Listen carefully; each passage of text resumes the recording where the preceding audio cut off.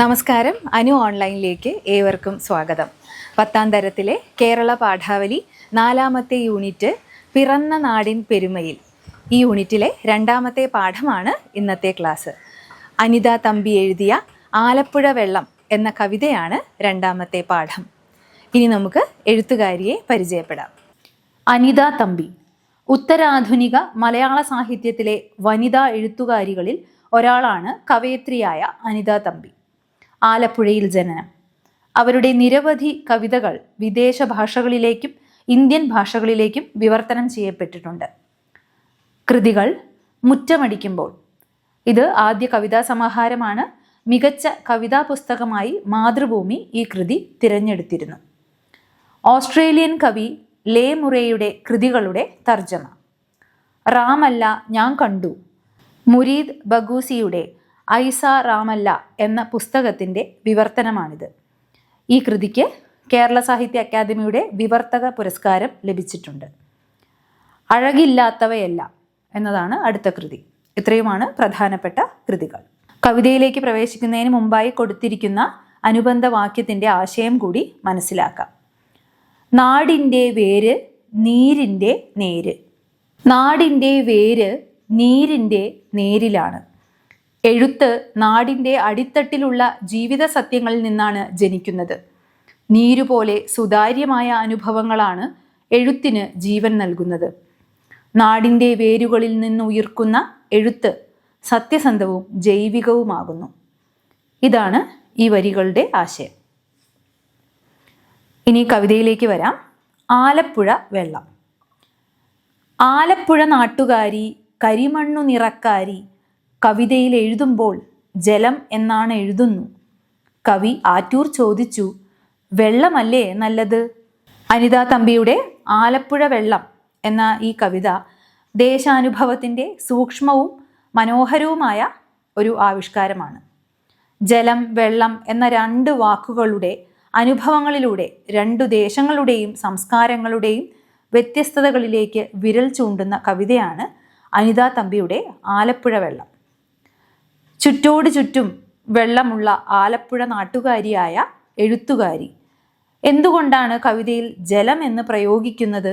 വെള്ളമല്ലേ നല്ലത് എന്ന അനിത തമ്പിയുടെ പ്രിയ കവിയായ ആറ്റൂർ രവിവർമ്മയുടെ ചോദ്യത്തിൽ നിന്നാണ് കവിത തുടങ്ങുന്നത്. ആലപ്പുഴ നാട്ടുകാരി മെടഞ്ഞോല മുടിക്കാരി തൊണ്ടുചീഞ്ഞ മണമുള്ള ഉപ്പു ചേർന്ന രുചിയുള്ള കടും ചായ നിറമുള്ള കലശുവെള്ളത്തിൻ്റെ മകൾ. ജലം എന്നാൽ അവൾക്കത് വയനാട്ടിൽ, നിളനാട്ടിൽ, മലനാട്ടിൽ, തെക്കൻ നാട്ടിൽ വാഴുന്ന തെളിനീര്. വാനിൽ നിന്നും അടർന്നത്, നിലം തൊടും മുൻപുള്ളത്, മണമില്ലാത്തത്, മണ്ണിനാഴങ്ങൾ തരുന്നത്, നിറമില്ലാത്തത്, ദൂരം ഉയരങ്ങൾ കാൺമത്, സമതലങ്ങളിൽ വാടിക്കിടന്നു പോകാത്തത്. ജലം, വെള്ളം എന്നീ രണ്ട് വാക്കുകൾ തമ്മിലുള്ള ആ ഒരു വ്യത്യാസമാണ് ഇവിടെ പറയുന്നത്. ആലപ്പുഴ നാട്ടുകാരിയായ കവിക്ക് വെള്ളം എന്ന് എഴുതുന്നതാണ് കൂടുതൽ ഉചിതമായിട്ട് തോന്നുന്നത്. ജലം എന്നത് കുറേ കൂടി സ്റ്റാൻഡേർഡ് ആയിട്ടുള്ള അല്ലെങ്കിൽ കുറച്ചുകൂടി മാനകമായ ഭാഷയാണ് എന്നാണ് കവയിത്രി കരുതുന്നത്. അതിനുള്ള കാരണങ്ങളാണ് തുടർന്നുള്ള വരികളിൽ പറയുന്നത്. തൊണ്ടുചീഞ്ഞ മണവും ഉപ്പുരുചിയും കടും ചായയുടെ ഇരുണ്ട നിറവുമുള്ള കലക്കവെള്ളത്തിൻ്റെ മകൾ എന്നാണ് അപ്പോൾ കവി സ്വയം തിരിച്ചറിയുന്നത്. അവർക്ക് ജലം എന്ന വാക്ക് ശുദ്ധവും നിർമ്മലവുമായ അനുഭവമാണ്. കേരളത്തിൻ്റെ മറ്റിടങ്ങളിൽ, നിളയുടെ നാട്ടിലും മലനാട്ടിലും തെക്കൻ നാട്ടിലുമുള്ള തെളിനീരാണ് കവിക്ക് ജലം. ആകാശത്ത് നിന്ന് പെയ്ത് നിലം തൊടും മുമ്പുള്ള വിശുദ്ധി അതിലുണ്ട്. കിണറും കുളവും പോലെ മണ്ണിൻ്റെ ആഴങ്ങൾ തരുന്നതാണ് ആ ജലം. ജലദേവതമാരും ആരാധനയും കോവിലുകളും ജനങ്ങൾ കൂടുന്ന ആഘോഷങ്ങളും അതിലുണ്ട്. അപ്പോൾ ഇതൊക്കെയാണ് ജലം എന്ന വാക്കുകൊണ്ട് കവയിത്രി ഉദ്ദേശിക്കുന്നത്. അത്രയും പരിശുദ്ധമാണ്, തെളിനീരാണ് ജലം എന്ന വാക്കുകൊണ്ട് ഉദ്ദേശിക്കുന്നത്. പക്ഷേ ഇവിടെ ആലപ്പുഴയിൽ ജലം എന്ന് പറഞ്ഞുകൂടാ, അത് വെള്ളമാണ്. കാരണം ആലപ്പുഴയിലെ വെള്ളത്തിന് ചില പ്രത്യേകതകളുണ്ട്. ചുറ്റുപാടും വെള്ളമാണെങ്കിലും രൂക്ഷമായ കുടിവെള്ളക്ഷാമം അനുഭവിക്കുന്നവരാണ് പലപ്പോഴും ആലപ്പുഴ ജില്ലക്കാർ. അതിനുള്ള കാരണങ്ങളും പറയുന്നുണ്ട്. ആലപ്പുഴയിലെ പൂഴിമണ്ണ് തിരളുന്നത് പോലെ ചുവന്നിരുണ്ടതാണ് അവിടുത്തെ വെള്ളം. കറ പിടിക്കുന്നത്, നനച്ചു കുളിക്കുന്നത്, നൊന്തുകിടക്കുന്നത്. ഭാഷയിലും സ്വഭാവത്തിലും പരുക്കൻ മൂർച്ചയുള്ള മെരുക്കമില്ലാത്ത വെള്ളം. ഒരിക്കലും തെളിയാത്ത കലക്കമാണ് അതിൻ്റെ മനസ്സിന്. അപ്പോൾ വെള്ളത്തെക്കുറിച്ചാണ് ഇവിടെ പറയുന്നത്. കലക്കവെള്ളമാണ്, ഒരിക്കലും തെളിയാത്ത കലക്കവെള്ളം എന്നാണ് കവയിത്രി പറയുന്നത്.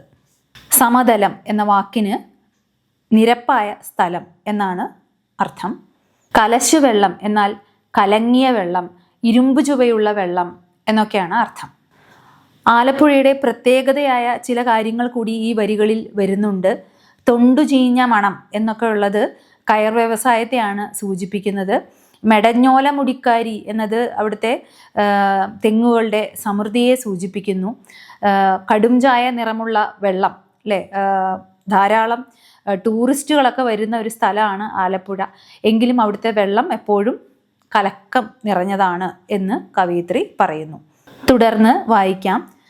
ചാകരയ്ക്ക് തുറ പോലെ തുള്ളുന്ന മഴക്കാലം, ചോരിമണൽ പഴുത്തു തീതുപ്പുന്ന മരുക്കാലം, കവിഞ്ഞിട്ടും കുറുകിയും കഴിച്ചിലാകുന്ന വെള്ളം, പിഞ്ഞാണം ചരുവങ്ങൾ, കോരിവയ്ക്കും കുടങ്ങൾ, തേച്ചാലും ഉരച്ചാലും പോകാത്ത ചെതുമ്പലായി പറ്റിച്ചേർന്നിരിക്കുന്നു വെള്ളത്തിൻ്റെ വേദന. ആലപ്പുഴയുടെ ഭൂപ്രകൃതിയും കാലാവസ്ഥയും ചേർന്നുണ്ടാകുന്ന ജീവിതാനുഭവങ്ങളാണ്. വെള്ളത്തിൻ്റെ ഭാവപകർച്ചകൾ കവി സൂക്ഷ്മമായി ഇവിടെ അവതരിപ്പിക്കുന്നു.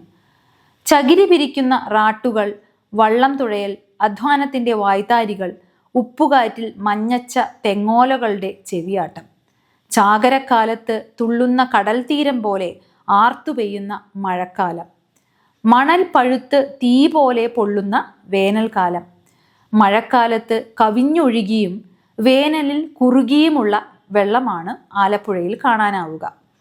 ഉപ്പിൻ്റെ അംശമുള്ള സാന്ദ്രത കൂടിയ വെള്ളം നിറച്ചു വയ്ക്കുന്ന പാത്രങ്ങളിൽ വെളുത്ത പരൽ കട്ടിയായി ഉറയ്ക്കുന്നു. അതിനെ തേച്ചാലും ഉരച്ചാലും പോകാത്ത ചെതുമ്പലായി പറ്റിച്ചേർന്നിരിക്കുന്ന വെള്ളത്തിൻ്റെ വേദനയായിട്ടാണ് കവി തിരിച്ചറിയുന്നത്. മരുക്കാലം എന്നാൽ വേനൽക്കാലം, കഴിച്ചിലാക്കുക എന്നാൽ ഒഴിവാക്കുക. ഇവിടെ വെള്ളത്തിൻ്റെ വേദന എന്ന് പറയുന്ന പ്രയോഗം ഏറെ ശ്രദ്ധേയമാണ്. കട്ടി കൂടിയ വെള്ളമാണ് അവിടെ, അതിന് സാന്ദ്രത കൂടുതലാണ്, ഉപ്പിൻ്റെ അംശം കൂടുതലാണ്. പലപ്പോഴും കടലിലെ വെള്ളം കായലുകളിലേക്കുമൊക്കെ കടന്നു വരുന്നത് കൊണ്ട് തന്നെ ഉപ്പിൻ്റെ അംശം കലർന്ന വെള്ളമാണ്. ഇത് സ്വാഭാവികമായും അവരുടെ ശുദ്ധമായ ജലം എന്നുള്ള സങ്കല്പത്തെ മാറ്റിമറിക്കുന്നത് തന്നെയുണ്ട്. ഇങ്ങനെയുള്ള വെള്ളം കോരി വയ്ക്കുന്ന ചരുവങ്ങൾ, അതായത് പാത്രങ്ങൾ, പിഞ്ഞാണങ്ങൾ, കുടങ്ങൾ, ഇതിലൊക്കെ തന്നെയും കട്ടിയുള്ള ചെതുമ്പല് പോലെയുള്ള വെളുത്ത പാട നിലനിൽക്കും. ആ വെള്ളം മാറ്റിക്കഴിഞ്ഞാലും ആ വെള്ളത്തിൻ്റെ കറ പാത്രങ്ങളിലൊക്കെ കാണാൻ സാധിക്കും. അതിനെയാണ് ഇവിടെ പറ്റിച്ചേർന്നിരിക്കുന്ന വെള്ളത്തിൻ്റെ വേദനയായിട്ട് കണക്കാക്കുന്നത്. ഇവിടെ വെള്ളത്തെ കുറ്റം പറയുകയല്ല, അത്തരത്തിൽ ആലപ്പുഴയിലെ വെള്ളം ഇങ്ങനെയായി പോയതുകൊണ്ട് അതിനെ കൂടി, അതായത് ആ വെള്ളത്തെ കൂടി ഒരു ഇരയായിട്ട് കണക്കാക്കുകയാണ് ഇവിടെ കവയിത്രി. തങ്ങളെപ്പോലെ മറ്റൊരു ഇരയാണ് ആലപ്പുഴയിലെ വെള്ളം. അതായത് ശുദ്ധമായ ജലം കിട്ടാൻ വഴിയില്ല. അത് വെള്ളത്തിൻ്റെ കുറ്റമല്ല, അത് വെള്ളത്തിൻ്റെ വേദന തന്നെയായിട്ടാണ് അവിടെ കവി അവതരിപ്പിക്കുന്നത്. വെള്ളം എന്നത് ജീവിതം എന്നതിനേക്കാൾ അതിജീവനമായി മാറുന്ന ആലപ്പുഴക്കാരുടെ സങ്കടാനുഭവം കൂടിയാണ് അത്. വെള്ളത്താൽ നിറഞ്ഞ് കറ പിടിച്ച ആ പാത്രങ്ങൾ ആലപ്പുഴ ദേശക്കാരുടെ ജീവിത കഥാപാത്രങ്ങൾ തന്നെയാണ്. ഇവിടെ വെള്ളത്തെ സഹജ സാഹോദര്യഭാവത്തിലാണ് കവി കാണുന്നത്. വെള്ളം നൽകുന്ന വേദന എന്നല്ല, വെള്ളത്തിൻ്റെ വേദന എന്നു തന്നെയാണ് കവി പറയുന്നത്. ആ വേദനയെ മനുഷ്യർ പങ്കിട്ടെടുക്കുന്നു. ഒരു ജൈവ വ്യവസ്ഥയിലെ സ്വാഭാവികവും ഒഴിവാക്കാനാവാത്തതുമായ പാരസ്പര്യമാണ് ആലപ്പുഴയുടെ വെള്ളവും മനുഷ്യരും തമ്മിൽ രൂപപ്പെടുന്നത്. ദുരിതാനുഭവങ്ങളിൽ വേട്ടക്കാരൻ്റെ സ്ഥാനത്തല്ല അവിടെ ജീവിക്കുന്ന മനുഷ്യർ പ്രകൃതിയെ നോക്കിക്കാണുന്നത് അവരെ പോലെ മറ്റൊരു ഇര എന്ന നിലയ്ക്കു കൂടിയാണ്. തുടർന്ന് വായിക്കാം. കനാലുകൾ, ബോട്ട് ജെട്ടി, കല്ലിരുമ്പു പാലങ്ങൾ, കുളം, കായൽ, വിരിപ്പായൽ, കുളവാഴ പൂച്ചിരി, ചകിരി പൊന്നൊളിയുള്ള ഇരുമ്പിൻ്റെ ചുവയുള്ള വിയർപ്പിൻ്റെ വെക്കയുള്ള ആലപ്പുഴ വെള്ളം ഇളകിയും മങ്ങിയും അതിദൂരത്തകലുന്നു, പറവകൾ കാണുന്ന പടങ്ങളായി മാറുന്നു. കടലും കായൽ നിലങ്ങളും അവയോട് ബന്ധപ്പെട്ട ജലജീവിതങ്ങളുമുള്ള ആലപ്പുഴയുടെ വെള്ളം അതിനു ചേർന്ന സ്വഭാവം പേറുന്നു. കനാലുകളും കുളങ്ങളും പാലങ്ങളും പായലും കുളവാഴയും ചേർന്ന് ഈ ജലജീവിതമാണ് ആലപ്പുഴ വെള്ളത്തിൻ്റെ കാതൽ. ചകിരിനാരിൻ്റെ സ്വർണശോഭയും ഇരുമ്പിൻ്റെ രുചിയും വിയർപ്പിൻ്റെ ചൂടുമാണ് അതിൻ്റെ സ്വഭാവങ്ങൾ. വെള്ളം ജലം എന്ന ദ്വന്ദ്വത്തിലൂടെ ഒരു ദേശത്തിൻ്റെ ഭൂപ്രകൃതിയിലേക്ക്, അനുഭവ തീവ്രതയിലേക്ക്, സംസ്കാര മുദ്രകളിലേക്കും എഴുത്തുകാരി കടന്നു ചെല്ലുന്നു. വെള്ളം വേദനയാകുന്ന ദേശത്തിൻ്റെ കഥയാണ് കവിതയിലൂടെ അനാവൃതമാകുന്നത്. പതിറ്റാണ്ടുകൾ കഴിഞ്ഞു, തെക്കൻ നീരിൽ ഊരുറച്ചു, എന്നിട്ടും എഴുതുമ്പോൾ ഓർമ്മയിൽ പരതുമ്പോൾ ആലപ്പുഴ നിറക്കാരി, ആലപ്പുഴ മുടിക്കാരി, ജലമെന്നോ വെള്ളമെന്നോ തിരിയാതെ തിരിയുന്നു, തൊണ്ട ദാഹിക്കുന്നു. കവിയുടെ ദേശം ഇപ്പോൾ മാറിയിട്ടുണ്ട്. തെക്കൻ നീരിൽ വാസം ഉറച്ചു പോയിട്ടുണ്ട്. അതായത് ആലപ്പുഴയിൽ നിന്ന് മറ്റൊരു ദേശത്തിലേക്ക് കുടിയേറി പാർത്തിട്ടുണ്ട് ഇപ്പോൾ കവയിത്രി. എന്നാലും എഴുത്തിൻ്റെ സന്ദർഭങ്ങളിൽ ജലമാണോ വെള്ളമാണോ പ്രയോഗിക്കേണ്ടത് എന്ന കഠിനമായ അന്തർസംഘർഷം കവി അനുഭവിക്കുന്നു. എത്ര വെള്ളമുണ്ടായാലും തൊണ്ടയിലെ അവസാനിക്കാത്ത ദാഹം പോലെ ആ സംഘർഷം ബാക്കിയാകുന്നു. വാക്കുകളുടെ തിരഞ്ഞെടുപ്പ് നിത്യജീവിതത്തിലായാലും സാഹിത്യത്തിലായാലും സങ്കീർണമായ സാംസ്കാരിക തലങ്ങളുള്ള പ്രക്രിയയാണ്.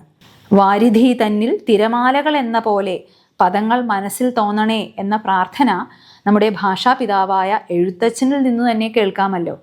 അപ്പോൾ തനിക്ക് വളരെ നിസ്സാരയായ തനിക്ക് അത് എത്രത്തോളം സംഘർഷമുണ്ടാക്കുന്നു എന്നാണ് കവയിത്രി ഈ കവിതയുടെ അവസാനത്തിൽ പറയാൻ ഉദ്ദേശിക്കുന്നത്. വെള്ളമെന്നും ജലമെന്നും പറയുന്നത് ഭാഷാർത്ഥത്തിൽ ഒന്നാണെങ്കിലും സാംസ്കാരിക അർത്ഥത്തിൽ വ്യത്യസ്തങ്ങളാണ് എന്നാണ് കവിതയും നമ്മെ ബോധ്യപ്പെടുത്തുന്നത്. ജലം എന്നത് കൂടുതൽ മാനകമായ പദമായിട്ടാണല്ലോ നമ്മുടെ ഭാഷാ വ്യവഹാരങ്ങളിലും കാണപ്പെടുന്നത്. ആലപ്പുഴ നാട്ടുകാരിക്ക് തൻ്റെ കലങ്ങിയ പരുക്കൻ വെള്ളത്തെ കവിതയിൽ എഴുതാനാവുന്നില്ല, ജലത്തിനു പകരം വയ്ക്കാൻ ആവുന്നുമില്ല. കവിതയുടെ ആശയം ഏവരും മനസ്സിലാക്കി കാണുമെന്ന് കരുതുന്നു. അടുത്ത ക്ലാസ്സിൽ പാഠഭാഗവുമായി ബന്ധപ്പെട്ട ചോദ്യോത്തരങ്ങളാണ്. ഇന്നത്തെ ക്ലാസ് ഇവിടെ അവസാനിപ്പിക്കുകയാണ്. നന്ദി, നമസ്കാരം.